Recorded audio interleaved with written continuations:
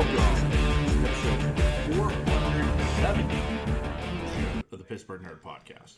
I'm Sean. I'm Ian, and this is the only podcast that says, What a weekend for television. yeah? Wow. Yeah.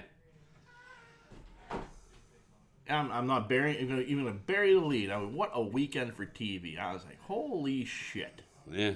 This is impressive. It's hard to take it all in. I mean, there's stuff you don't even know about, I'm sure. Probably. Like, Shorzy. It's a Hulu show. It's a spin-off from Letterkenny. That premiered this weekend, too. I was like, so on top of Obi Wan, on top of Stranger Things, I got Shorzy. I'm like, holy shit. How am I going to fit this all in? I don't know. I don't know either. You have to excuse me, I have a cough. I'm just... No. Ian is in recovery from his illness last week. Yeah. So, good to see you in better spirits, sir. Oh. And thank you to Nancy for filling in for you at the last moment. Yes. So, It was worse last week. yeah, I'm sure. So, anyway. How you been otherwise? Good. Yeah. Yeah, I, just trying to get through the week. Yeah. Trying to catch up on stuff, like TV-wise. Yeah. And no, I have not watched Stranger Things yet. Okay. We're kind of waiting on Monday for that one. Okay. Because that's sort of like a family thing. Family thing, yeah. And Lisa and your youngest daughter, Ellie, they're in New York. Yes. Doing the Broadway thing. Yes, they went to go see Wicked today. Yeah. Ellie saw Hamilton on Broadway last night, right? No. They saw Hamilton. Allie's seen Hamilton twice. Three times? I don't know. But I know she's seen it on Broadway. Like the Broadway version. Yes. And then, but this time they went, this is the first time, well, they're actually staying in New York. Yeah. They're staying in Brooklyn. Nice place. Yeah. Family. Yeah. So they went to go see Wicked today. Yeah. And then they're going to see Moulin Rouge tomorrow. Oh, wow. That's kind of a big deal. Yeah. So, yeah, they're going to do that. Now, is that a play based off the movie? I think so. Yes, it is. All right, that'd be entertaining. Yeah. Like if it's that same...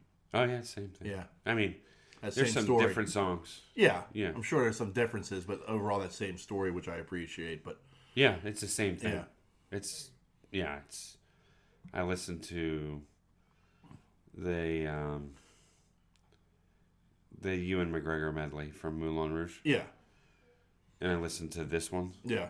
And they changed it up a little bit. Yeah. Probably because of rights. Probably, yeah.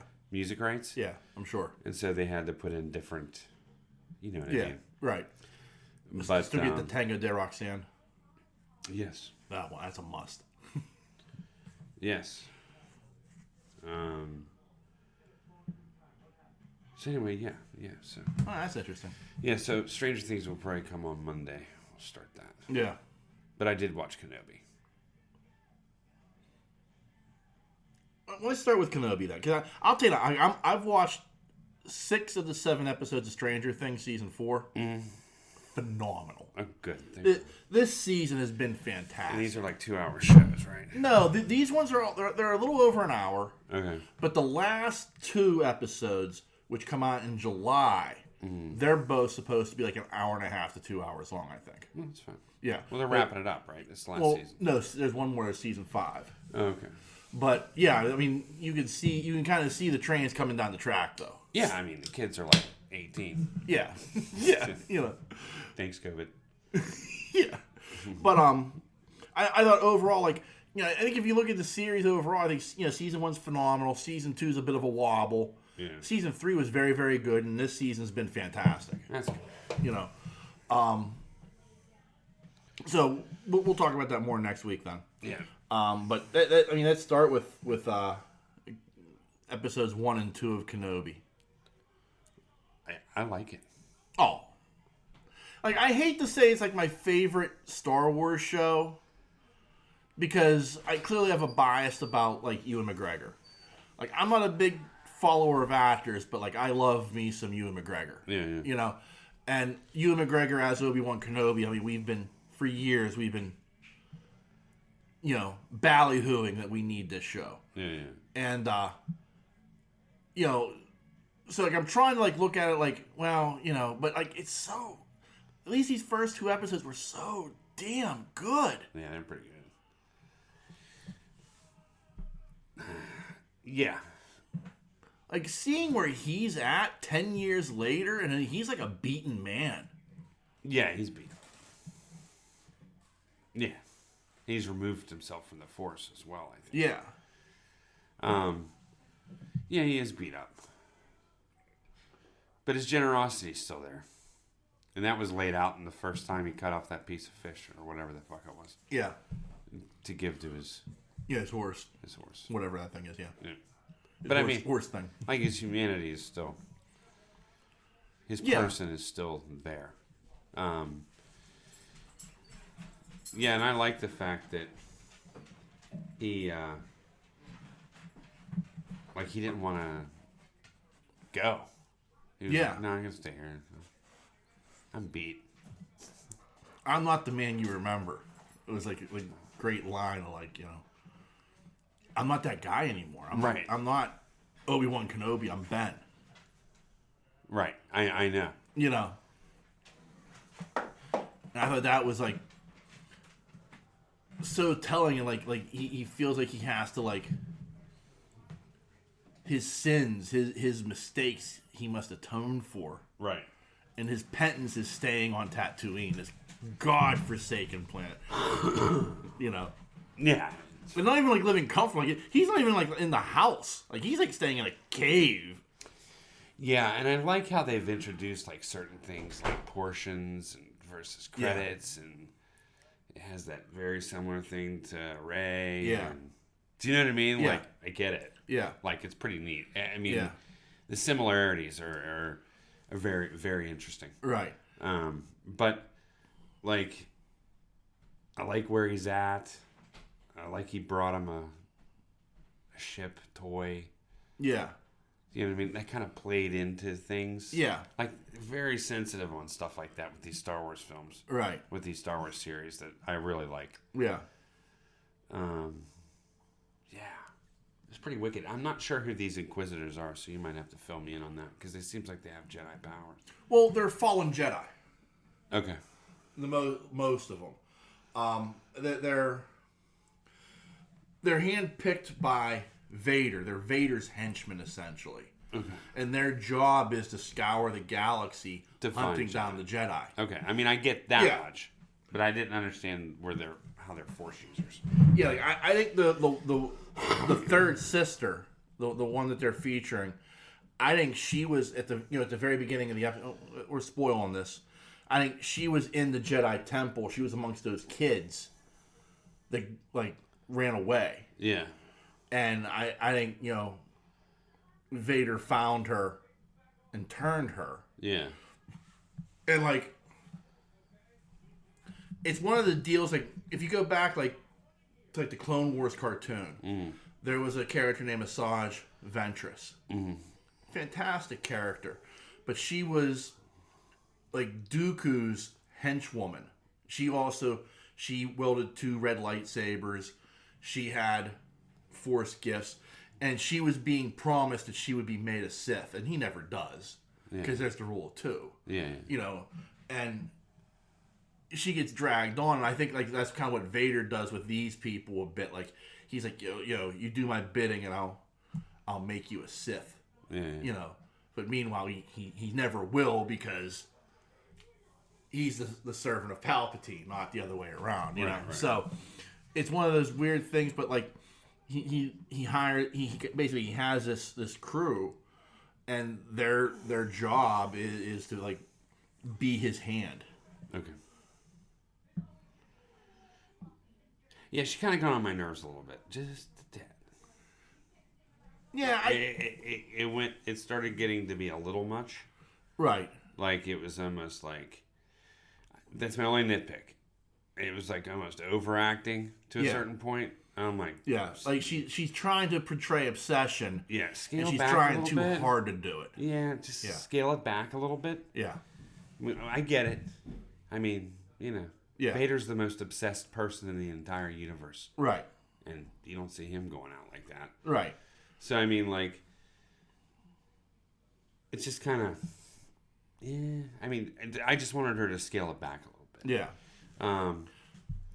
But as far as, like, I think Flea in it was pretty cool. Yeah. But, yeah, I like it so far. Everything looks really good. Yeah. He looks good. Yeah. Put on that brown robe again, boy. Yeah. I was waiting for that saber to fire up. He never fired it up, though. No, he's. I don't think he's gonna fire up for a while still. Yeah. And I didn't know they were going the Leia route, so I didn't know that was even a thing. I didn't know either. So it was kind of, not only was it a pleasant surprise, but I also liked how that kid acted. Yeah. Do you know what I mean? I like how you can see Leia in her. I like how she talks like she's 18 years old. Yeah. And she's only 10. Yeah. Do you know what I mean? Right. Yeah. And it's, again, an interesting contrast to, like, Luke, who's playing like he's, 8 years old. Yeah, well, he's a 10-year-old. 10. He's like acting like he's in a pod racer or something. Yeah. And because when Obi Wan looks down, he's got the goggles on. He looks like a young Anakin. Yeah. You're like, oh shit. Yeah. And that's Obi Wan has that moment of pause because he's like, fuck. But her completely different. All business. All business all the time. Yeah. Ready to take you down a peg at a moment's notice. Right, but her acting was 10 times better than what's his name in the movies, which I thought it was anyway. Yeah.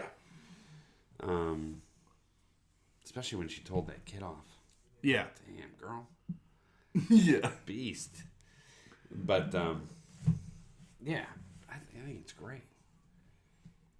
Yeah, there are little things I like. I mean, the Jawa coming in like, dude, you fucking stink. Like, to come from a Jawa. Like, for a Jawa to be like, man, you fucking smell. I also like the line that Obi-Wan said where he was like, if you're going to steal from me, at least clean it before you try to sell it back to me. Yeah. Like, cleaning costs extra. It's funny. It is. But funny. But Obi-Wan came out there. Yeah. You know what I mean? Like, he's disguised it pretty well. Like, even with the Jedi. But when he was talking to that Jawa, that's the fun Kenobi beard Obi-Wan coming out right there. Yeah. I mean, you can hear it. Yeah. You know? So I thought that was cool. But I mean, there was stuff that like that in the desert with that other Jedi, and he's just like, bury that fucking thing in the desert and walk away. I know. Get out of here. Yeah, like, not only are you endangering me and my mission, but you just need to fucking go because I am not that guy. Yeah. Yeah. Yeah, it was pretty good. I like how Jimmy Smits knew where he was, though. Yeah. That was Jimmy Smits, right? That was Jimmy Smits, yeah. I like how he knew where he was. Yeah. Which I thought was cool. Yeah. I think Jimmy Smits as Bale, I've always liked him. Yeah. There's even that moment where, like, him and Leia, they're in that cargo hold and she's talking and she looks back and goes, what? And she's like, you just remind me of somebody. Yeah. Padme. Yeah. Because it's right there, but it's just like what, like, how tortured is he? Like, and like, who, Obi-Wan? Obi-Wan, yeah. Oh, yeah. I mean, like, because you see it, like, when he's having the nightmares, he wakes up and he's calling for Qui-Gon. Yeah, he's supposed to make an appearance. I don't know. Force Ghost, I'm sure. But he never actually appeared. I'm sure they'll explain it. Unless he appears in a dream.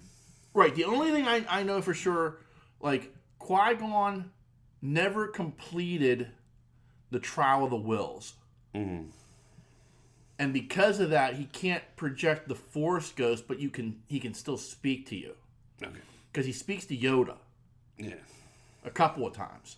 Like once in the Clone Wars cartoon, and he's kind of speaking to him at the end of Revenge of the Sith. And that's when Yoda's like, I have something for you to learn during this time. And this is why Obi-Wan can become a Force ghost. Yeah. Now, why Luke can become a Force ghost, I don't know. Because, well, maybe he read that shit.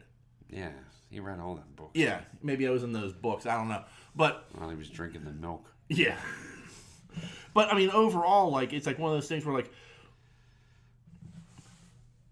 it goes back to, like, that whole thing Dave Filoni was saying about, like, you know, Qui-Gon was the key to everything. Because Qui-Gon was so off base with the rest of the council. Yeah. Like, and like, Obi-Wan alludes to, like, if you just do what they fucking tell you, you'd be on the council. Like, yeah, they don't know what the fuck you're doing. You know? And it's true. And, like, Qui-Gon was the only one who saw it. And, like, but he was studying things like the Testament of the Wills to learn this other stuff about the Force that the Council would kind of pushed away. Yeah. Like, Council, this is stuff that has been forgotten for hundreds of years. Yeah, yeah. You know, and he was just rediscovering it and saying, well, this is useful.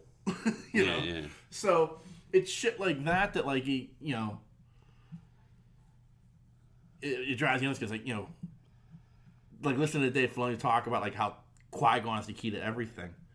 It's like, then that's why this is the duel of the fates, because the fate of Anakin Skywalker and the galaxy lies in his hands as he's fighting Maul. Yeah. You know.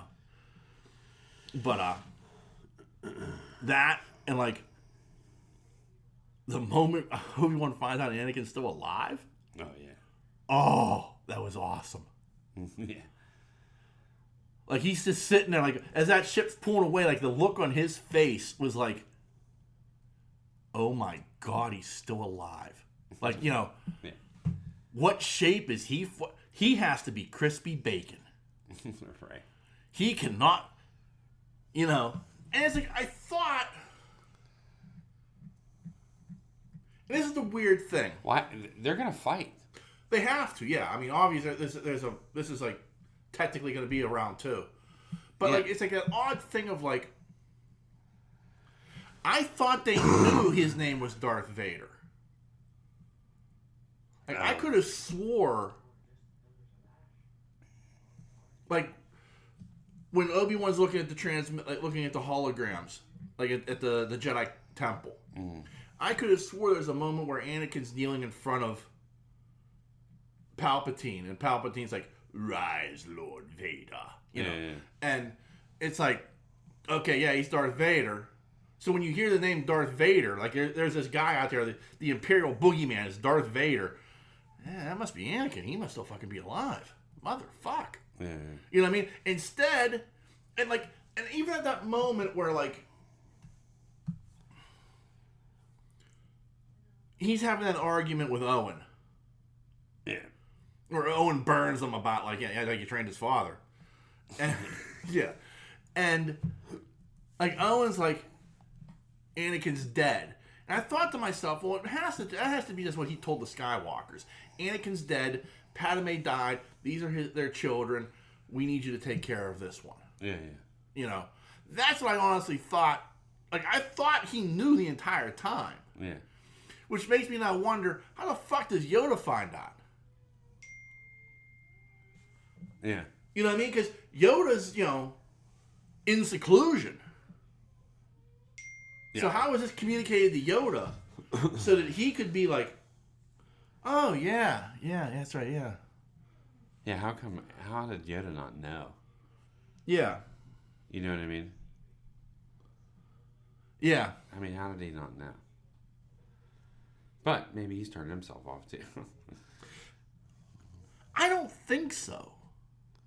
Like, I think he gets deeper into the Force in that swamp.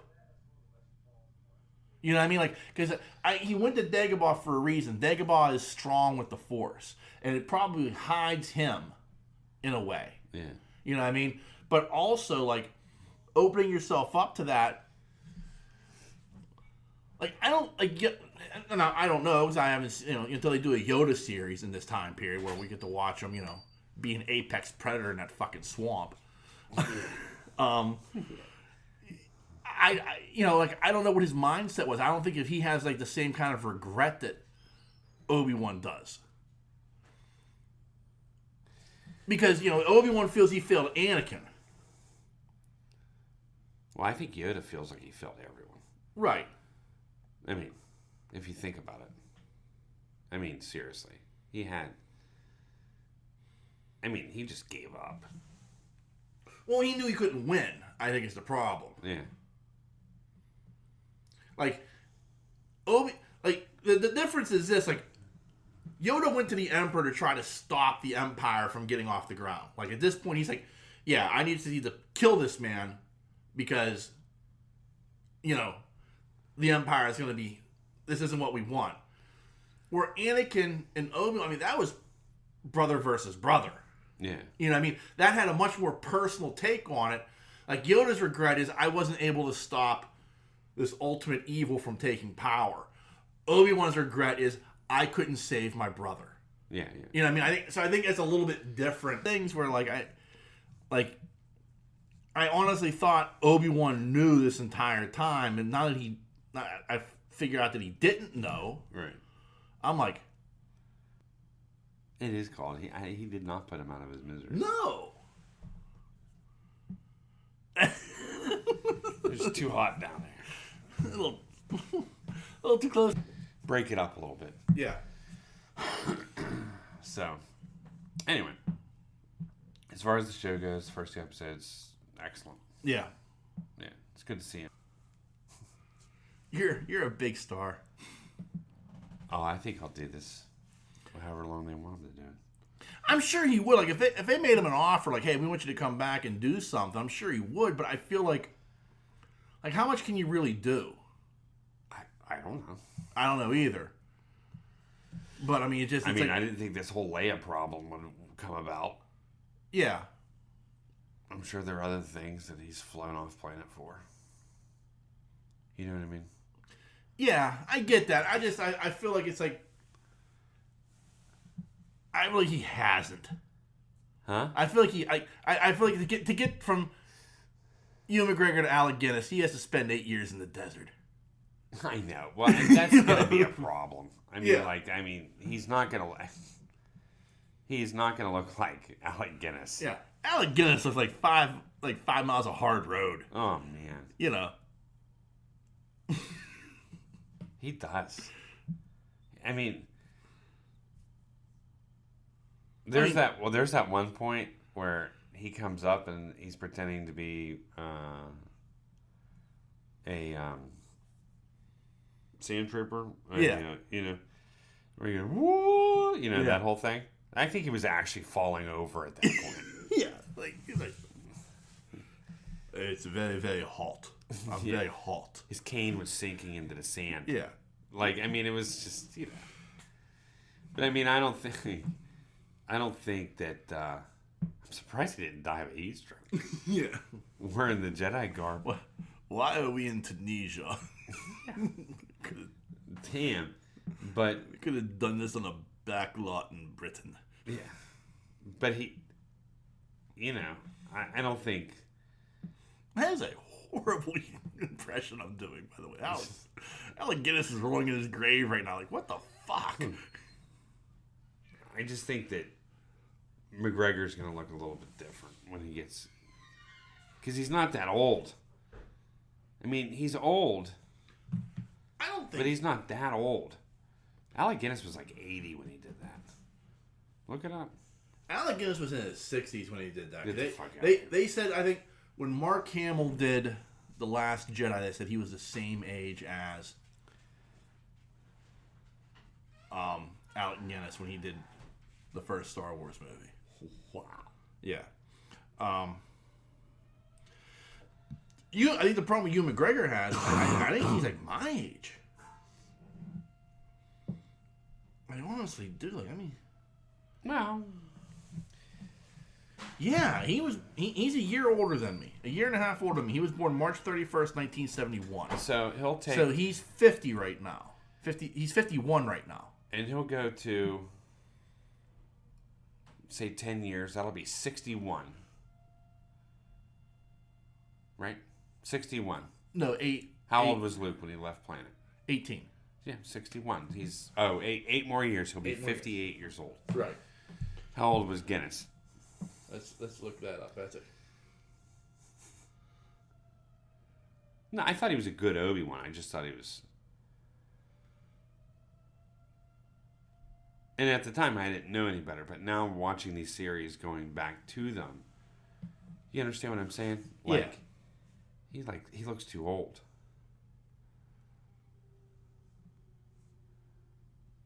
He's more machine now than man. All right, so Preview of the second meeting. So Alec Guinness was born April 2nd, 1914.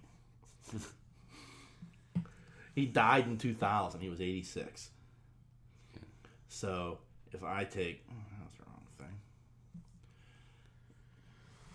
2022 no, clear that. 1976. That's the year they filmed it. Mm-hmm. Minus 1914. Gives me a weird number. 1976 minus 1914 equals 62. Wow. Man, he looked older than 62. Yeah. He did. Well, I mean, don't forget, we also thought fucking, what's his name from Cocoon was in his 70s. He was at 49. I can't even believe that. You know what I mean? So, I mean... I thought he was 60 years old in the thing. Yeah, exactly. Yeah, he's like 43. Jeez. Anyway, doesn't matter. Yeah. Ewan McGregor's not going to look that old. No, I mean, that's the problem. And I don't want him to... I don't mind them graying him out. Yeah. I don't care about that. But...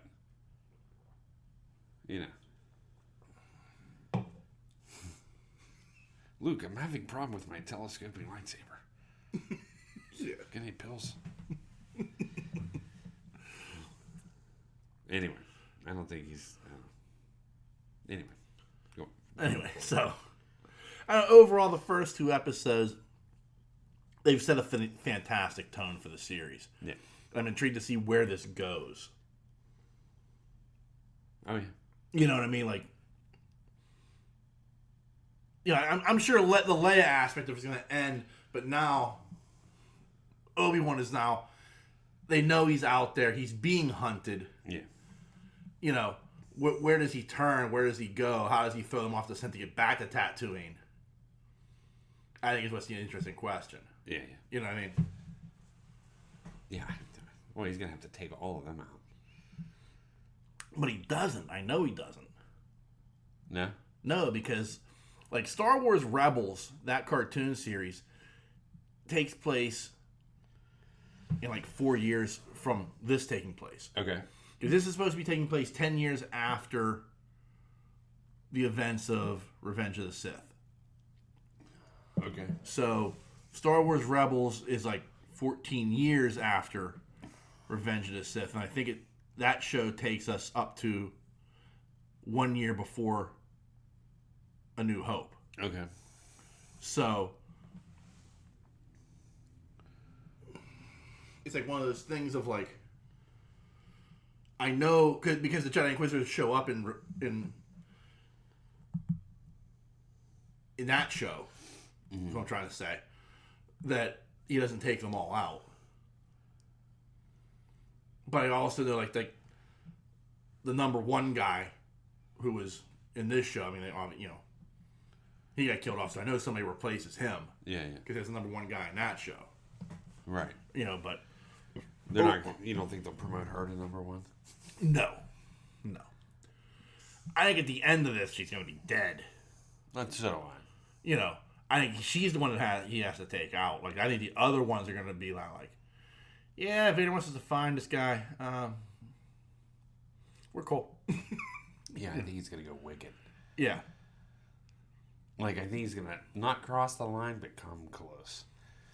I think something's gonna happen. Right. But he also has to learn some things. Like, I feel like there has to be something that takes place in this series that sets him up. Because at the end of Rebels, there is a moment where Obi-Wan shows up in that show. Uh-huh. Because Maul was trying to find him. Is he? Like all through Clone Wars and all through Rebels, Maul was single-minded. I have to kill Obi Wan Kenobi, and he finally finds Kenobi on Tatooine, and like it's like this amazing. Like you're sitting there, and you're bracing yourself for like, okay, they're gonna do this amazing fucking. Like lightsaber, and the Kenobi that they're using it, he's got the gray hair. He looks closer to Alec Guinness than he does to Ewan McGregor. And even the voice actor sounds more like Alec Guinness than he does like Ewan McGregor. And like Maul shows up and he's like, "Look at you, you're just a fucking desert rat," you know. And Kenobi basically says, "Fuck around and try me." Yeah. And Maul pulls out his lightsaber, ignites both blades, and Obi-Wan ignites his lightsaber, and he does the whole, like, that stance thing that Ewan McGregor does, and then he pulls it down like this, and it's 3 fucking moves. Are you serious? It's 3 fucking... But the beauty of it is, it's like Obi-Wan parries, and Maul goes for that... The hilt to the face, like he did the Qui-Gon, and Obi-Wan just cuts him straight down. No way. Yeah. Like the lightsaber falls in 2. And because it's a cartoon, like, you don't see anything that happened to Maul, but, I mean, clearly, like, he's been gutted. And he falls, and because they're having this conversation before, and he's like, "You're here to protect something." No, someone, And like Obi-Wan's like, "Yeah, well, fuck around and find out," And at the end of it, like Maul's like, Obi-Wan picks him up, he's holding him in his arms, and Maul's like, "Is he the chosen one?" And Obi-Wan's like, "Yes, he is." And he's like, "Then he will avenge us all." And that's like how Maul dies. You're like, with his robot legs. Yeah, with his robot legs. Yeah. I forgive the robot legs because it's like George Lucas like making up for a mistake. Yeah. Like, some people get pissed about that. Because Maul was in a lot of those shows. Well, he was in Clone Wars for a lot. Mm-hmm. And then he was in Rebels a lot. And, he shows up in Solo. Yeah. So, like, I forgave the robot legs because it was like George Lucas even said, like, yeah, that was a fuck up. Like, I won't admit to much, but killing Maul was a bad idea. Yeah. And this is how I'm going to make it up to you. Yeah. Because people forget, like, Clone Wars was written by George. Yeah. Like, Dave Filoni produced that, but that was, like, those were story ideas that Lucas had. Yeah. So, he was very, very intensely involved with Clone Wars. Yeah. And so, like, the resurrection of Maul was his idea, not, like, Dave Filoni's. Yeah. And, which needed to happen. It needed to happen because he's such a... He ruined the character. Yeah, I mean, it was such a good villain. It would have been an amazing villain for that trilogy. Yeah, why? I don't know. But, like, that was George's way of making up for that mistake. So, it's the thing with that Duel of the Fate. It's like, okay, I get it. Yeah. I even get Qui-Gon Jinn dying. Yeah. I understand it. Yeah. Like, I understand the pathways that needs to happen. But then you kill Maul off, and then you just lost 2 great characters. Yeah. And now your reliance is all on what's his name? Darth Vader. Yeah, Anakin. Yeah. Yeah. Well, the kid that's playing, not the little kid, but Hayden Christensen. Hayden Christensen and Obi-Wan. Yeah. And I'm telling you, Obi-Wan saved that whole fucking thing. Yeah, I agree. The whole thing. Yeah. Because the acting was even bad from Portman. And that's script, right? Right. So, I'm just saying. But, anyway. That'd be cool to see Darth Maul and Obi-Wan fight. Yeah, that they only fight the one time that I'm aware of, though. Season 2. Well, How old was Luke at the time when that was happening? you never see Luke in the show, but by that point, like I said, he'd be like 16 or 17. Yeah. So yeah. Yeah. Flash forward a couple of years. They just did 10. So Right. Fuck. Right, but I mean, I'm just saying, like, I know from a continuity standpoint, and this is like Filoni won't break this. Uh-huh. Maul only finds Obi-Wan the one time. Yeah. He spends all that time trying to find Obi-Wan after the Clone War. He only finds him the one time. That's fine. Yeah. I'll take one show with Maul coming at him. But you already did it. Oh yeah. Yeah. Yeah. Whatever. Yeah. But, like, he doesn't even look like he's aged. Ewan McGregor? No, he doesn't. I mean, there's a one point where he's got the fucking, hillbilly rat tail from 1985. Yeah. In the first one. Yeah.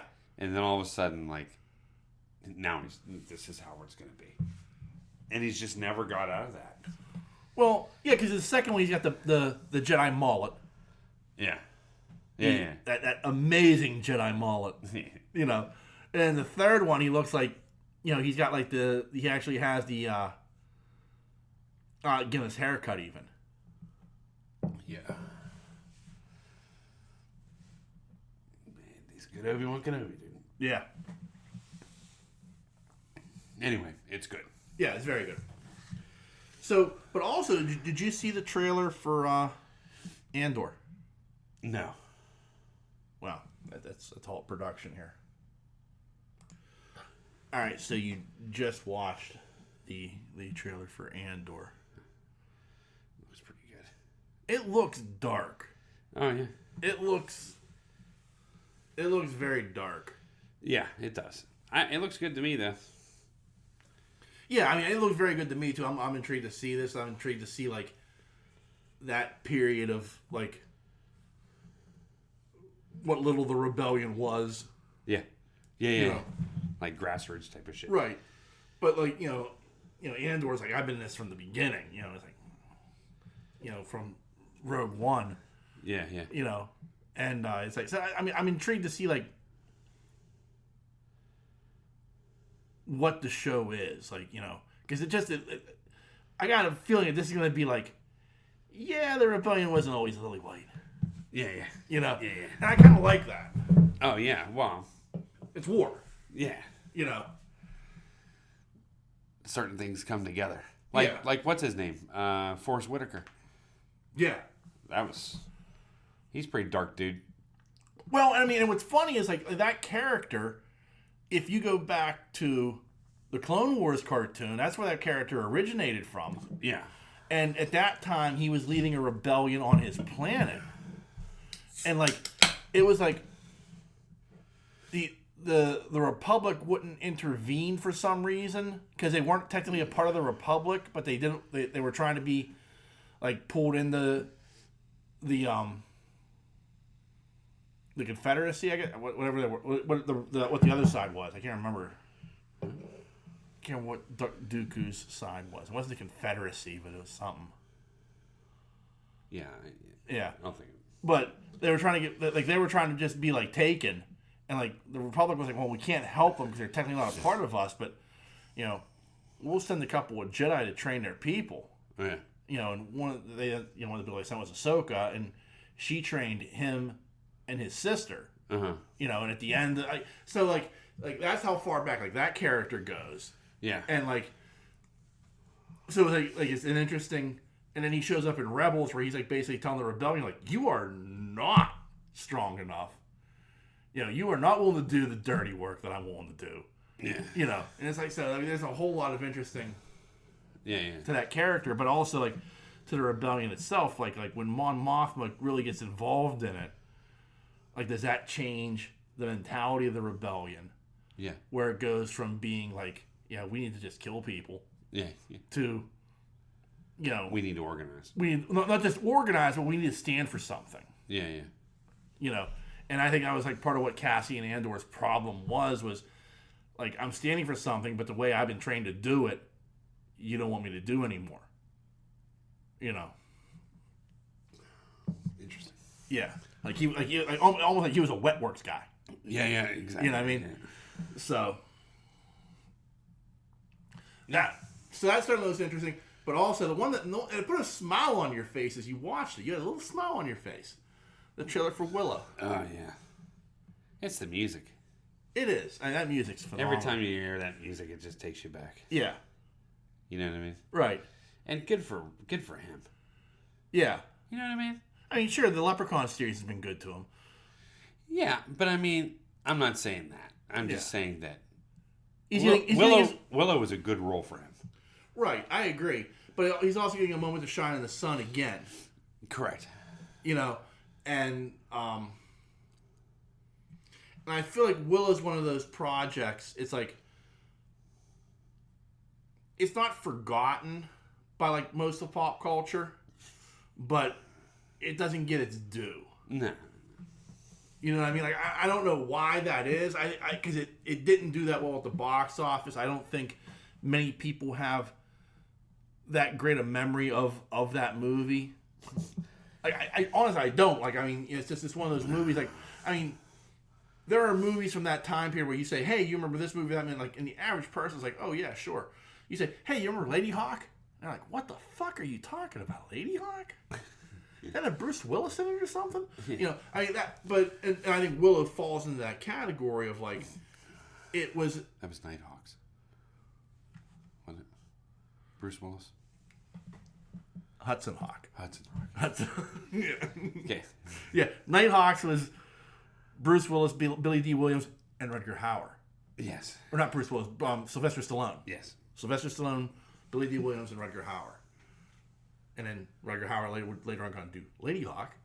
You know. But he was not in Hudson Hawk. No. Anyway. But anyway, so I think it's a nice bit of like, for lack of a better term, fan service to kind of give us a show. Yeah, I agree. Because I mean, Willow's on Disney Plus, and I'm willing to bet that based off of this trailer, there are probably going to be droves of people now going to watch that movie, sure, to understand what this show is. Yeah. You know, I have no idea what this is, but it looks interesting. Oh, there's a movie. Let me go watch the movie. You know. Yeah. Which drives traffic, which drives all that shit that those metrics that they go by. Yeah, I'm gonna watch it. Right. Oh, I'm all in, for sure. Yeah. It looked very good. Yeah. It looked. I hate saying this. It looked dark because I mean Andor looked dark. Like that looked like a dark show. Like that's gonna go to some dark places in the Star Wars universe, which kind of makes me happy. Yeah. But like, it looks bleak. I guess is the word I want to use. Like, it doesn't look like things are going well, and that's why they're turning to Willow. Like, the world needs your magic again. Right. You know? Yeah. Like, whatever it is that he does, like his eternal optimism. Like, they had in that movie, like, we're going to get this baby to the fucking palace. Well, yeah. But in this show, it looks like he's a full-blown wizard. Oh, yeah. Like, yeah, he's the old guy now. Yeah. Billy Barty. Yeah, Billy Barty. He's taking Billy Barty's place. Which sausage finger would you like? Yeah. Oh. Choose a link.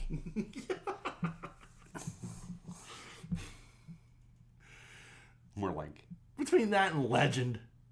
Yeah. When he's in Legend and he's just like cooking and shit. Yeah. Just let him go. Let him do whatever he wants to do. Billy Barty's a fucking legend. Yeah. So, yeah, it looks good. I'm excited for that. Billy Barty taking a nap when the sun's going down. Is there anything else from Disney that came out? Those were the two big trailers that I saw. Uh-huh. Apparently they showed some like sizzle reel footage from like The Mandalorian season 3. they announced. The other big news was the sequel to Fallen Jedi for the video games. Okay. You video gamers out there, there was a trailer for that. Yeah. Didn't show gameplay, it just kind of gave story information. Yeah. And then the other, they announced they're gonna. Well, they announced they're doing a show called Star Wars Skeleton Crew, and that'll be starring Jude Law, which was interesting. Yeah. I don't know. They didn't give any information about what the show is about, just that it's gonna have Jude Law in it. I'm like, okay, that's interesting. Yeah. And then they announced an animated series called Tales of the Jedi. Which are supposed to be in that prequel era. So they did announce that they are bringing back Liam Neeson to do a couple of episodes. Oh, nice. To do voice work for that. So it's stuff like that. So there was no other trailer information. There was no big reveal. I think there wasn't major news of and here's the next movie. Yeah. This is when you can expect it. Yeah. I do think they announced that the Taiki Watala, his Star Wars movie is now the one is gonna come out first. Whenever he gets around to that. Yeah. Yeah, exactly. He's a busy man. Yeah. And what Star Wars movie is he doing? I don't know. I mean, they have talked about they want to do stuff in the sequel era. There's it's all of it's up in the air, what they want to do. Yeah. It's yeah, we want to do this, we want to do that, we want to do the next thing, but we don't know what we're really doing. Maybe they're just trying to let this last trilogy to bed for a little bit. I think so. Yeah. I do we talked about it last week. Kathleen Kennedy did an interview in Variety magazine, and it's the big takeaway was, well, we can't recast the original the original Star Wars characters. That's why Solo failed. We didn't have Harrison Ford in it. I don't think so. I don't think. Well, I mean, Solo failed at the box office. Yes, not. But I think viewers liked it. Yeah. Oh, I mean, there are people who have watched it even now, years later, who were like, "Yeah, I decided to finally watch Solo, and boy, it was actually pretty good. Wish I'd seen it in the theater." It was a good movie. Yeah. There's nothing bad about that movie. No. Once you get past the fact that it's not Harrison Ford, which took me about 10 minutes. Yeah. That you're fine. I like the kid, man. Yeah. I thought he played. I thought it was a great movie. It was. It was a great movie. Fantastic. Yeah. And I mean, Michael B. Jordan is oh, no, not Michael. It wasn't Michael B. Jordan. No, the guy from Community. Childish Gambino. But him as Lando Calrissian was fucking spot on. Man. I know. I thought that was a great fucking movie. Yeah. It's extremely well done. Yeah. I don't have any problems with Solo whatsoever. Right. I might watch it when we're done tonight. Yeah. I mean, it's that good of a movie. So it's frustrating. That that's the lesson you learned. Yeah, I mean, it's not a lesson. I mean, that was a decent film. Yeah. I think at the end of the day, the end of the day, the lesson you had to learn is you can't fuck up like you did with The Last Jedi. Yeah. As much as I like that movie, I have to, it just doesn't fit and it fucks up everything. I love the movie. I think it's extraordinarily well done. I like Rian Johnson's ideas about how the Force works. I liked his ideas about where Luke would be mentally. Everything that took place in that movie, I love. But unfortunately, it doesn't fit what they were doing. Yeah. At all. And that's the problem. That's what the lesson you should have learned was you have to have this shit planned out. Right. And if you don't have it planned out, you at least have to make the pieces fit together. Because I even thought there was wasted talent on Finn, and I also thought it was wasted talent on, what's his name, Poe. Yeah. I mean, I think there could have been way more with those two characters than... I mean, I know there was a lot with Poe, but there wasn't enough of Poe. Yeah. That's a good actor, dude. Oh, yeah. as we saw in Moon Knight. And Yeah, but what I'm saying Ex is Machina and any number of other films he's done. phenomenal. Yeah. Right? So, I mean, like, I don't know. It just seems like they just dropped the ball in that period. Right. I mean, and I love that movie, but it just doesn't fit, and that's the lesson you have to learn. Instead, it's, we shouldn't have recast Harrison Ford. You can't... I think... That's what's frustrating. So they're pretty much saying they should have never done the movie. Kind of, yeah. Yeah, because, I mean, like, Harrison Ford is not... Yeah. Cannot play a 20-year-old, even though he thinks he can. Right. But... I mean, this isn't fucking Grease. Right. I know. You know. And in this, well, this new Indiana Jones, I truly hope that this is like everybody knows how old he is. Yeah. And there's no way he's doing these stunts. I mean, don't get me wrong. He's spry for his age. I'm not saying that. I'm not Right. saying that he's not. Right. But he's like damn near almost 80. He looked like he was having a hard time in Crystal Skull. You know what I mean? Like It looked like he was having a hard time in that fucking Anne Heche movie. Yeah, well. No, I'm serious. Yeah. Do you know what I mean? Right. Like, and it's a shame. I wish he was like timeless. Yeah. Do you know what I mean? Right. I wish he was indie. I wish he was Tom Cruise. Exactly. Like Tom Cruise is truly a vampire. Honestly. Like, I mean, you look at Tom Cruise today, you look at Tom Cruise in Top Gun, it's the same fucking, like, I don't know what the guy does. I don't know if he's just, eating fetuses or what. But the dude has not aged, and he's like, trailer for Mission Impossible drops, and you can just see, like, he did that stunt himself. He does though. Yeah, he does. He does a lot of the stunts himself. He's fucking batshit crazy, and he's in his late 50s. Yeah. The only stunt that has ever really freaked me out about all the Mission Impossibles, seriously, is when he's on that fucking rock. And I'm like, oh my fucking god, dude, are you really doing this? Yeah. Like, I get like the yeah. When he's on that rock, I'm like, oh man. Yeah. Because I don't think there's any wires or That's anything. like rough.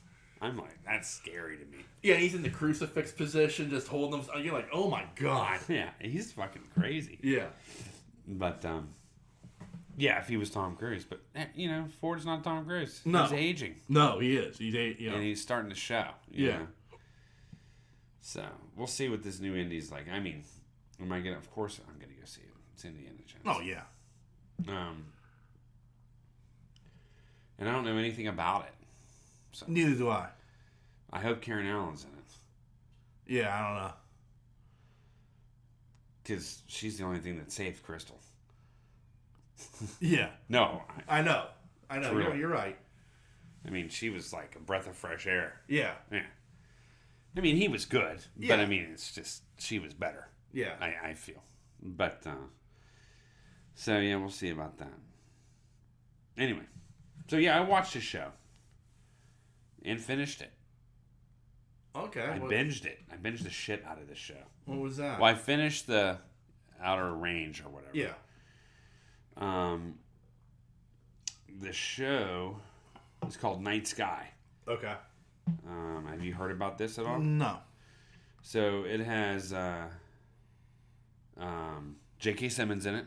Okay. Okay. Sissy Spacek. Okay. And Chai Hansen. I'm not sure who he is. But he looks recognizable, but I just don't know him from anything. Yeah. But I'm sure if you looked up his IMDb, you'd probably Right. like, oh, yeah, yes, I remember him now. The 100. Okay, yeah. Which was a good show. He's only been in 12 films. Okay. Yeah, I never watched the 100, but I mean, I know people who liked it. New Legends of Monkey, Shadowhunters. Nothing really big. 100.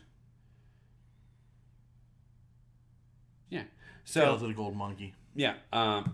Excellent show. Yeah. It's a slower sci-fi show. Yeah. What's it on? Let me find out. I can't remember. It's funny. I just remember what they're on. Yeah. I don't. TV series Prime.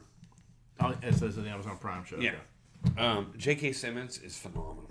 Yeah. Well, I expect on the list. No, I know, but I mean, like pairing him up with Sissy Spacek is even better. Oh yeah. Yeah. You know, and she's old. Yeah. I mean, yeah. Even in the show, I don't know how old she is in real life, but she's probably around 70 in this show. Yeah. I think she's in her mid-70s in real life. Yeah. But the premise is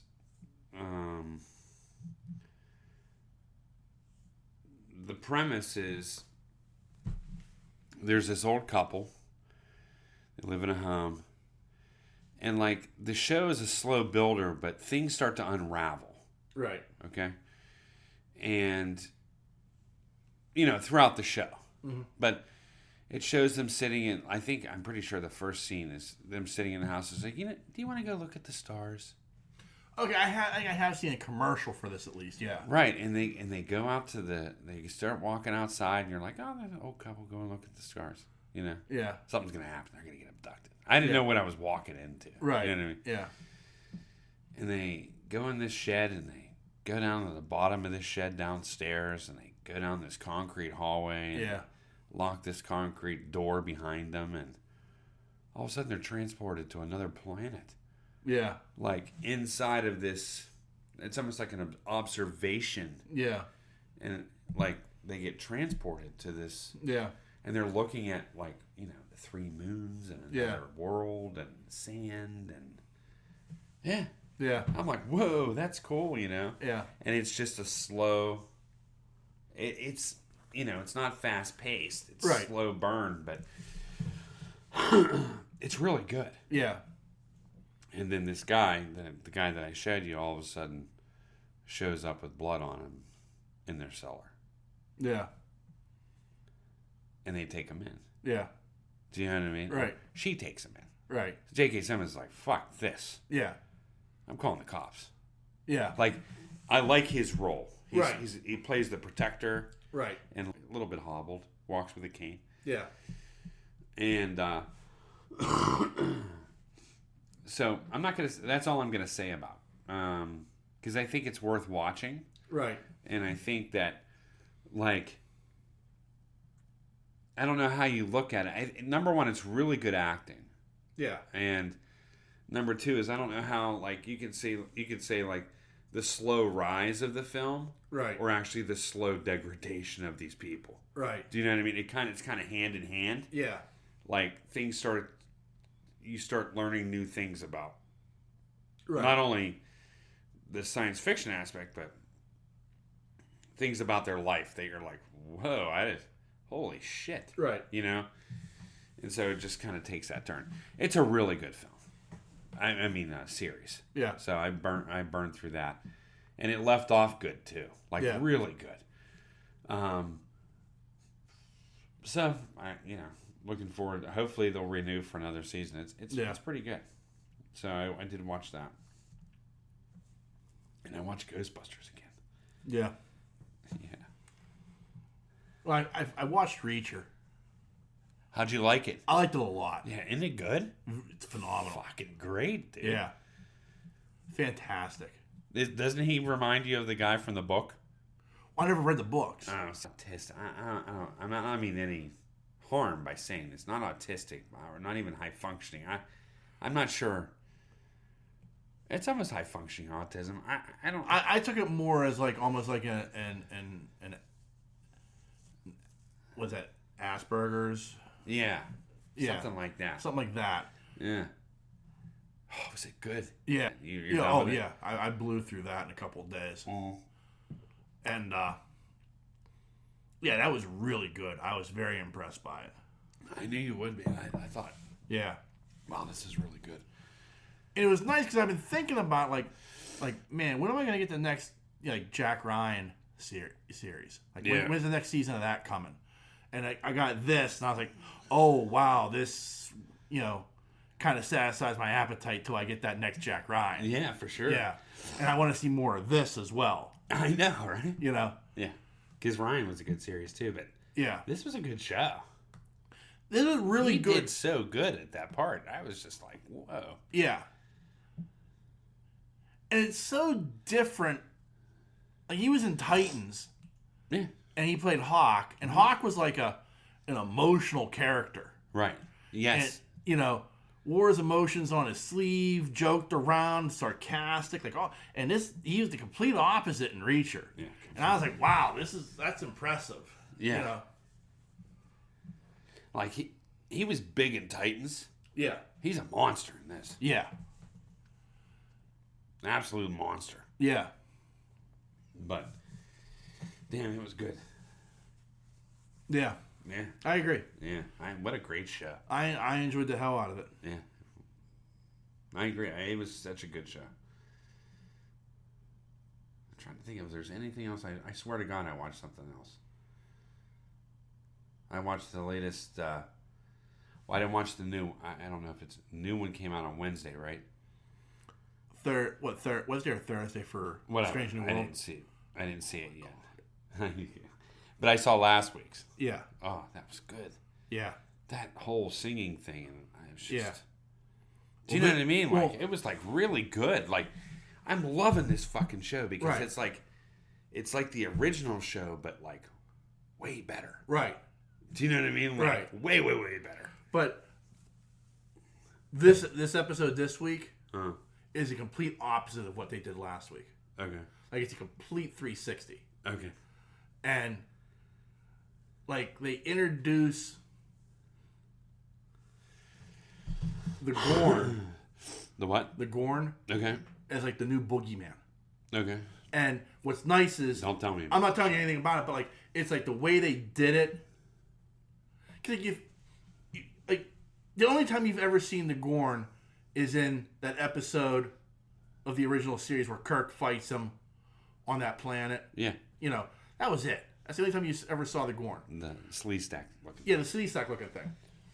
So it's like, the second they announced, they even said the name Gorn, I was like, well, I wonder how they're going to do them.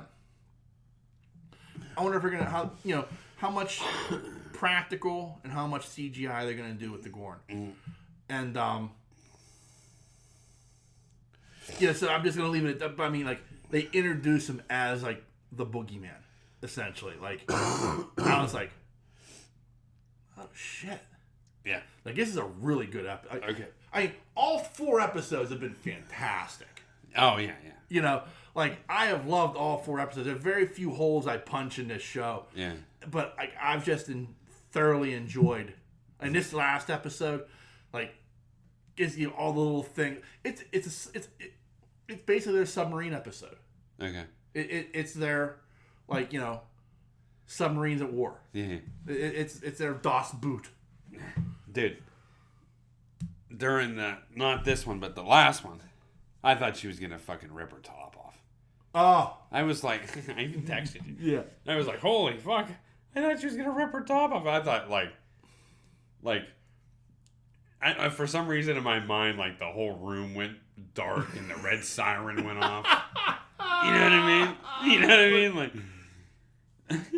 pour some sugar on me. Yeah. That was just like, it was kind of like, yeah. It was crazy because she started ripping at her shirt and I'm like, oh my God, is this going to happen? Yeah. Am I going to see boobies on Star Trek? I mean, like, just the undershirt? I mean, like, yeah. What's happening right now? Yeah. I can't believe what's going on. Like, for 3 seconds in my mind, that's where I went. And then it was like, nah. I'm like, all right, good. I mean, I was good. Yeah. Like, but I thought it was going to happen. And that had to be a tease to fans. Well, it had to be a tease. The funny thing is, they've delved down that road before. Yeah. Like in Enterprise. Yeah. When they did that show, I mean, they had, like, bra and panty moments. Like, hey, I need you to, like, because don't forget, like, so Enterprise takes place before, like, this is like the NX series of ships. So this is like the fastest they could go was warp 5, and like pushing it at warp 5 was like, we can do it for like maybe 10 minutes. Yeah. So this is like, the Federation hadn't even been formed yet. Yeah. When this show takes place, and So like they're decontaminating after away missions. They've got to like sit in like this decontamination cell, and like they're like applying lotions to each other's back and stuff, and like this like blue lighting. So like Star Trek has gone down that road of like, you know, exploiting sexuality a tad bit, especially after like Voyager with 709 in her cat suit. Like they're like, well, what can we do next? Let's get this really hot chick. We're gonna make her a Vulcan, but we're also gonna have her in her bra and panties as she gets decontaminated. Right. I'm like, I appreciate it and I don't appreciate it. Right. You know, the pig in me is like, bravo. You know, but the civilized human beings like, oh man, come on, we're better than this. Yeah, I know, and I'm glad they didn't do it with her. Right. I mean, if you want to see her bare it all, just watch an X-Men movie. Yeah. But I mean, like, and I'm glad they didn't. Right. But at the same point, I was like, yeah, there's a part of you that's like, you know, I want to see Rebecca Romijn topless.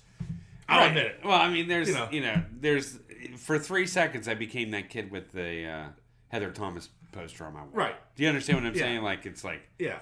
Oh, I get it. Like, I mean, that's kind of how it was. I'm waiting for a Phoebe Cates moment. Yeah. Yes. Exactly. And I thought it was happening. Yeah. They did, because it was like there was even a build up in the music, and I'm like, gripping on, it's gonna happen, I'm trying to read between the fuzzy lines of old cable back in like '81. Yeah, channel 3 on your. Yeah, correct. Yeah. So I mean, like, but it's all a nipple. It's all a nipple. I know. But I'm glad they didn't. But I mean, I thought the episode as a whole was really good. Like science fiction, like from a sci-fi standpoint, I liked it. I liked what they were doing. I liked how they were split missions. Yeah, I thought that was cool as fuck. Yeah, I mean, like not split missions, but split stories. Yeah, what was going on in the ship and what was going down on the ground. Yeah, I thought that was cool. I thought that the ghosts were cool. Yeah, I get it. Yeah. Yeah, man, this is some good shit. It is. And they've done a very good job with it so far. Yeah, so that, I finished Picard. Yeah. Well, I was on a Star Trek kick, right? So I was like, well, I fucking might as well just... And it says up next. I'm like, fuck. You're homesick. Yeah. You're on a Star Trek kick. Yeah, I was might like, as well. Fuck it. I mean, you got to finish it out. Yeah. I did enjoy the Q moment and Picard moment. I thought that was touching. Yeah. Sad. Yeah. The thing that I found the most sad about watching this season of Picard, and I know this is going to sound weird, but he's become very breathy. Yeah. Yeah. Yeah. And that makes me sad. I noticed that a little bit in Doctor Strange. Yeah. Yeah. So that makes me like really upset. It does. Yeah. Well, I mean, I think the man's 80. I know that. I feel like we're pushing him to his limits. We are. And and I get that. Yeah. You know what I mean? But it's it's the beginning. Yeah. So yeah, I don't think I'll ever watch Picard again. No, I'm just kidding. Yeah. But I mean, I get what they were doing with the series. I don't agree with him staying on Earth. I don't even understand that. That guy should have his own series. I agree. Like that doesn't make any out. Fucking sense at all. Yeah. He's the most interesting character on that show to me. Yeah. It just didn't make a whole lot of sense. Yeah. That aspect. I can care what... I mean, don't get me wrong, I enjoy her in it. But the whole 7 of 9 and stuff like that, I get that. But that's sub-character compared to him. You know what I mean? I like that captain. I think that he is just... Man, he's... That strong personality. Yeah. Shady past, dark side, and what drives me drunk, right? You know what I mean? And what drives me nuts now is like apparently there's talk that they're going to do a show around the Stargazer. Well, you had the captain. I know. I mean, you had the guy we wanted to see as captain. Well, that's who we want as captain. Yeah. You know what I mean? And I'm just like, that just kind of ruined it for me. Yeah. You know what I mean? It's like taking, what's his name off of the Serenity. Mal. Yeah. Yeah. Do you understand what I'm saying? Yeah. Like, yeah, it's... But it's not. Yeah. You know? So... Anyway. All right, well, something you may end up watching. Okay. It was announced this week. This is like the one bit of news I was like, oh my goodness, this was amazing. J.J. Abrams will be producing for Amazon a Speed Racer TV show. Oh my God, for real? For real. I am all aboard. Wow. What a weird direction for Abrams. I thought so too. But I'd rather see another Star Trek. But yeah. But yeah, I mean I was just like, okay, wow. Like I've said this before. I think the Wachowski siblings version of Speed Racer is very good. right. The reason I say that is having watched Speed Racer As a kid. not just as a kid, but again. Oh, okay. Like recently. Yeah. Watching that movie, I'm like, oh yeah, this is just like the cartoon. It is. It is. I mean, the cartoon sometimes doesn't make much sense.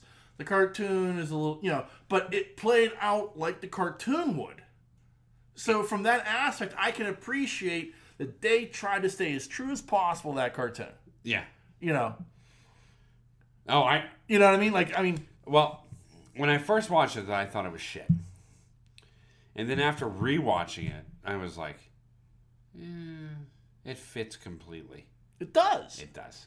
I mean, does. It's and visually it's amazing. Yeah. But I mean, and the only thing that bums me out is like the Mach 5 isn't enough. Yeah. Like because like that was the thing. Like as a kid growing up, there were two cars. There was the original Batmobile, the '66 Batmobile, and there was the Mach 5. Well, there's also Racer X's car. There was Racer X, but I mean, like I love the Mach 5. And the General Lee. Yeah, I mean, you got the General Lee, you got Kit, and the Bandit, but like those are like the two supercars. Right. You know what I mean? Like you can give me Kit, and I'm like, I'll take the Batmobile, or I'm gonna take the Mach 5 over Kit any day of the week. I don't give a fuck if he's talking to me. Mach 5 is the Mach 5. No, but that movie, I think if people took, I don't think people had a background in Speed Racer. Number one, that went to go see this movie. Right.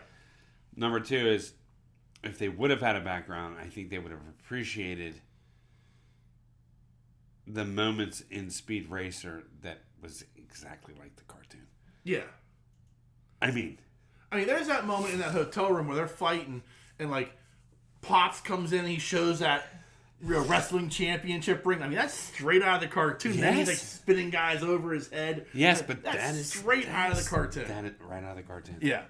It was stuff like that. But like the story, the way the story plays out and everything, it was just straight out of the cartoon as well. That was just, it played out like the cartoon would have. Right. So even at the end, like, say what you will about that last race, that is just amazing. Yeah. And like when he, like the car spins at the, and like he's just like, and the wheels are melting because he was driving so fucking fast. Like that's like amazing. And like the visuals of it and like the way everything played out, it was like so fucking good. Yeah, it was up there with The Matrix as far as visuals. Yeah. Visually it was amazing. Yeah. It felt like you were right there. Yeah. So I will give him props on that. I won't give him props on Matrix 3, but I will give him props on the fucking Speed Racer. Yeah. And I made the mistake of seeing it in IMAX 3D. Oh my God, you're probably sick. Luckily, I was able to keep it together, but like, I did have to sit there for a minute and like let the just gather. Yeah, because I was like visually stimulated beyond capacity for that one. At least you saw it in IMAX. I didn't even think about that. I probably should have too on those race scenes. But at the time, the problem is at the time the only IMAX theater was out there in Pittsburgh Mills. Oh, really? Yeah, I had to drive all the way to Pittsburgh Mills to see it. Oh, wow. In IMAX. And I was like, I don't know what, like, I was like, I have to see this on the biggest screen possible. Yeah, you were smart. And I did not. Yeah, I saw it in IMAX 3D, and I was just like, it was like me, like a woman with her 2 kids, and like I think one of the kids did puke. Yeah. At the end, and I was just like, hold it together, Sean, hold it together. You know. But I mean, like, we watched Speed Racer growing up together. Oh yeah. I mean, like, you and I watched it all the time. Yeah. So it was like, I don't know. Like, the only thing I ask, like, if you're gonna, if J.J. Abrams is gonna do this, if this is gonna be a thing, the only thing I ask is that you don't redesign the Mach 5. Right. Don't try to update it and make it look more modern. It has to be the Mach 5. I mean, the Mach 5 looked futuristic to begin with. Yeah. I mean, yeah. When this cartoon was made in the, 60s? Yeah. Like, I don't want to see the Mach 5 done up in a different way. It has to look like the Mach 5. And I just want to hear, here he comes. I don't care if it's on a radio, like playing in the background, or a commercial for the next race or something. I gotta hear the thing.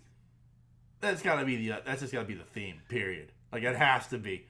Like, you have to, like, even if you redo it, He's you know. a demon on wheels. Yeah.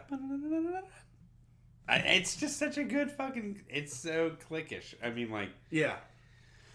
Not clickish. It's so catchy. It's a. They did some amazing things with theme songs back in the day. Yeah. They did. I mean, they had these writers, and that's all they did. Yeah. They brainstormed theme songs like the Flintstones and yeah. all that shit. But that is one of the catchiest theme songs ever created. It ranks up there with the Spider-Man one. Yes, it does. Yeah. Yeah. Like, you don't even have to, like, I could, you know, you just, like, Spider-Man, Spider-Man does whatever. You know, people can just pick it up when you start. Even Batman. Yeah. Batman. Yeah, exactly. But what I'm saying is, like, those iconic, but Speed Racer's right in there, like, right at the top, because you say that, I mean, if I hear that, I know what it is instantly. The problem is 85% of the people out there that went to go see that movie did not have any idea. What's this monkey doing? Yeah. Sprite on Chim Chim? It's fucking Chim Chim, dude. Let him go. They're always in the trunk. Yeah, they're always fucking in trouble. Yeah. Getting into candy. Christina Ricci? Yeah. She's a Trixie. For shit. But I think that's pretty interesting, though. We'll see what he does with it. I'm intrigued. That's my only ask. Do not redesign the Mach 5. Do whatever the fuck else you want with the show. Change however you feel you need to change it. But leave the car alone. You know he's going to bring Racer X into it. Well, I mean, that's part of the show. I know. That has to be. I mean, Rex Racer is so important. You know. It is. Inspector Detector. Like, there's a whole slew of characters. Like, what would be amazing if he just went back and he, like, redid each episode shot for shot, but in live action.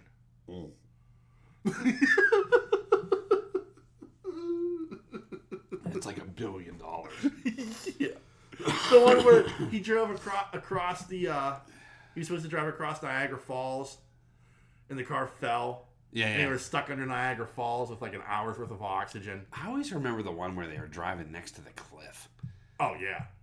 Do you know what I mean? Yeah. And then they had to use the fucking super boost on the fucking... Yeah, yeah, exactly. Yeah. And Racer X was like there too. Yeah. I think. Yeah. Like helping him along the way. Yeah. The one with the giant truck in the race, like it was like a freight train. It was a truck, but it was made of gold. Yes. Yeah. Oh, crazy shit. Japanese anime, man. Yeah, gotta love it.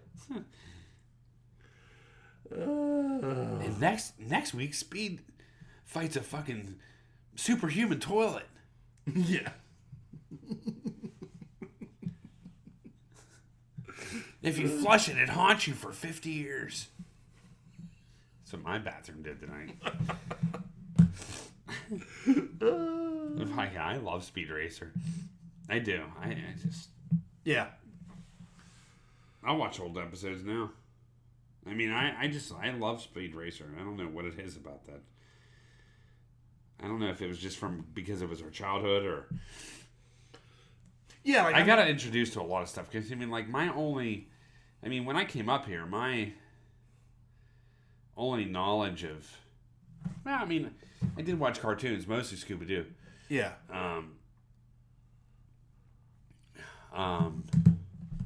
Scooby-Doo, the Flintstones. Yeah. You know, I mean, shit my brother watched, you know? Yeah. But when I came up here, man, it was just like fucking... I don't know. It was like... assault to the brain. Yeah. If that makes any sense. Like, I was introduced to Godzilla and Ultraman and fucking...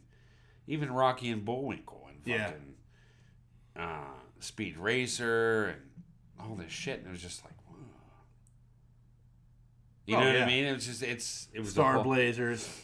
But it was like a whole shock to the system. Sort of. Yeah. You know, it's just not what I was used to. No. So I get that because it's that thing of like when you came up here and I'm like, well, you watch this, you watch this, you watch this. You're like, I like Scooby Doo. I do like Scooby Doo. And you do like Scooby Doo. You're like, I like Scooby Doo. I'm like, I like Scooby Doo too, but there's a whole lot more out there than Scooby Doo, buddy. Did I have an accent when I came up here? here? Oh, God, yes. You had this horrific Southern accent that used to drive me nuts. Really? As a kid, I'm like, why does he talk funny? Because you'd be like, hi, my name's Ian. I don't remember that. Oh, yeah. You had this you had this Southern accent, and then, like, in your teenage years, you didn't do it as much, but, like, as a kid... when you'd go down to visit your dad and you came back, it would come back. And you'd be like, hey, how y'all doing? Like, my kids get on my shit too because one phone call from my sister or my stepmother. Yeah. Back. Yeah. Instant. Wow. Yeah. With my stepmother, it's more of a North Carolina Southern. Yeah. But if I'm talking to Kath down in Biloxi, it's full on Mississippi Biloxi accent. Yeah, it's weird. I don't understand it either. Yeah, I don't even realize that I'm doing it. Right. I think it's like part of your like brain, like it's in there. Yeah, it's how I was built. Yeah, like that's how your vocabulary was built, was with a Southern accent. Yeah, you adapted to a Pittsburgh accent, not even a North Pittsburgh. Yeah, but then like even when your grandmother would come up. Yeah. Like, all of a sudden you'd be like talking Southern because you were around her. Yeah, right. I'd be like, what the fuck is wrong? It's weird, right? Yeah. Yeah. And she had that heavy Southern accent too. Yeah. Yeah, she did. Don't y'all know how to hold a cue ball? Cue ball. You remember that? Oh. She tried to teach me how to play pool. And folks, this is my 77-year-old grandmother. And it became so frustrated because I couldn't figure out how to hold the cue properly. I still haven't. Like, I cannot play pool to save my life. I'm horrible at pool. That's when I had that mini pool table. Yeah, you had that mini pool table. When she's trying to teach me how to play pool, and I'm like, I don't fucking know. Meanwhile, she's swigging down a couple bourbons. Yeah. Yeah. 4 in the afternoon, she's having an afternoon toddy and, trying to show me how to hustle pool. That woman can drink. Oh, I have no doubt. And she was a Southern belle. Yeah. No, really. Oh, yeah, she was. I not doubting that for a second, but I'm just saying, but that afternoon toddy was coming. Yeah, I mean, she drank quite a bit, as memory serves. Yeah. Breakfast, lunch, and dinner. Now, when I knew her, I didn't know her back in the... Of course I didn't know her back in the day. But right. When I knew her, she had a drink in the morning. Yeah. And a smoke. Yeah. And she had a drink in the afternoon and a smoke. Yeah. And then she had a drink in the evening and a smoke. Yeah. When I knew her, she never drank in between. Right. Do you understand what I'm saying? Yeah. Like, she had like a double shot, and double shot. Yeah. It was like, as she ate... Correct. Yeah. I'm gonna have a drink with my breakfast, I'm drinking my lunch, and a drink with my dinner. Yes, but like, from what I understand, that woman can drink some people under the table. Yeah, she was back in the day. She was having second breakfast. No, but she was just having a drink for second breakfast. Well, when she was 75 years old, she was drinking Uncle John under the table. Yeah. And he's a 400-pound man at the time. Yeah. You know what I mean? Yeah. And not slurring a word. Yeah. So that woman can. I don't know what that was. I just remember the drinks. Because I used to pour drinks for her. Yeah. And get her smoke ready. Yeah. Not me lighting it, but right. Getting it out of the pack and giving her a lighter. Yeah.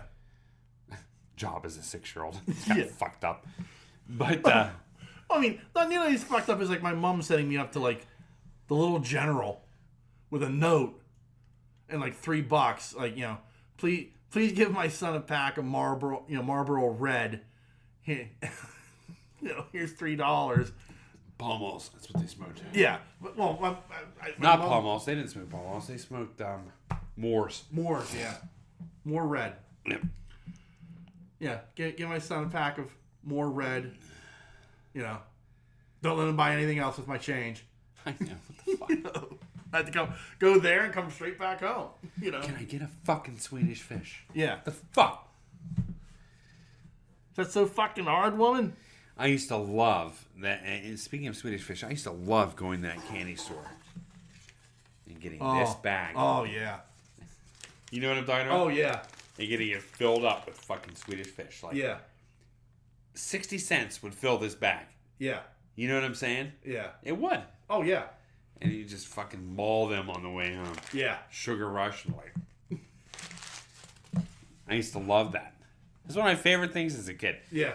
It's days gone by, but I mean, like, now they make it like special, like iconic when you go into these candy stores, like down by Burgatory. Yeah. A candy store. Yeah.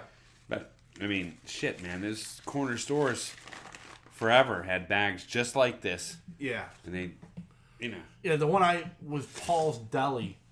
It was up in Durham. Uh-huh. And then you'd go up there. Mm. I went up there. I'd go up there like once a week, like with like my grass cutting money or whatever money I had, and I would buy like football cards. Okay.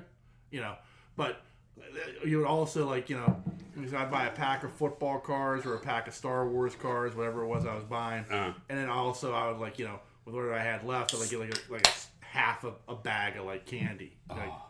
It's like out of that $1, I had like 30 cents left, and I'm like, yeah, give me some Swedish fish to go. Yeah, that was 30 Swedish fishes though. Yeah, fish though. I mean, that was like, they were a penny. Yeah, this is all penny candy. Yeah. It was like a penny candy. And you had like a whole case and everything, and you go behind the case and get you what you need. Like from my house, it was like where I lived in McKeesport. There was, 3 corner stores within walking distance that I can get to, and it's crazy. They thinking back behind the counter. They had fucking Jawbreakers and Lemonheads and Boston Baked Beans and fucking all those fucking candies, Red Hots, Fireballs, Swedish Fish. Yeah, this is pre Gummy Bears was one. Yeah. This is pre Sour Patch Kids. Yeah. For those out there. That came later. Oh, yeah. Way later. Like even like the candy cigarettes. Oh, yeah. I remember those. Oh, or the orange slices and cherry slices. Yeah. You remember those fuckers? Oh. God, they were beautiful. They were. But yeah, that's like a bygone era. Like the corner store is like gone. It's all convenience stores now or Dollar Generals. Yeah, those corner stores are days gone by. Yeah. But it was so cool though because you can go up there with like $2 and if you had $2, you were a king. You were a king. You were a fucking king. Yeah. You're bringing all kinds of candy out. Yeah. And a drink. Yeah. Like a Huggy. Yeah. Right on. Yeah. Got my candy, got my grape Huggy. I am set. Yeah. Yeah. Play a little Dixieland. I'm just kidding. Yeah.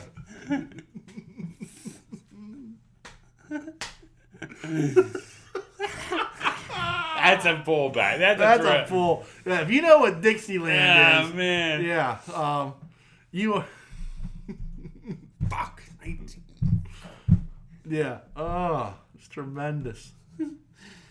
I haven't seen one of those machines in years. I haven't either. You know, it's funny. I went to years ago. Not years. I mean, it was 3 or 4 years ago. I went to an estate sale. Yeah. And they had a Dixieland machine there. Ooh. Yeah. Of course, I didn't buy it. They wanted right. Ridiculous, like $500. Right, but still, like, just seeing one in the wild like that had to have been, like, but they also had some glass plates. Yeah. Of the backing. Yeah. That I thought about buying and framing. Yeah. I didn't. I should have. Yeah. They were like $20. Yeah. Well, let's wrap this up. Okay. Is there anything you'd like to add to proceedings before we finish? No, man. Good. Well, remember, there are a number of different ways you can reach out and touch us. Hey. You can send us an email. That email address is pittsburghnerd@yahoo.com. You can also find us on Facebook and Twitter. Just search Pittsburgh Nerd. And we are a member of a number of podcasting networks. You can find us on the Tangent Bound Network, the We Be Geeks Network, and the Pod Breed Network. Just give them a Google search. You can find all the other great podcasts that they have to offer. And lastly, as always, I want to thank you, dear listener, for checking us out each and every week. We can't thank you enough. And on that note, the dreamer has awakened. Peace.